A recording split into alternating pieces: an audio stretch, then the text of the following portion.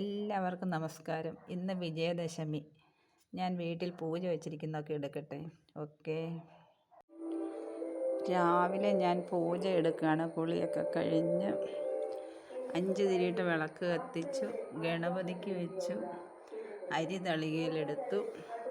ഇനി പൂജ എടുക്കുകയാണ്. പൂജ എടുക്കട്ടെ. പൂജ വെച്ചിരുന്ന പുസ്തകമെല്ലാം ഞാൻ എടുത്തു. ഇനി അരിക്കകത്ത് ഹരിശ്രീ കുറിക്കാം.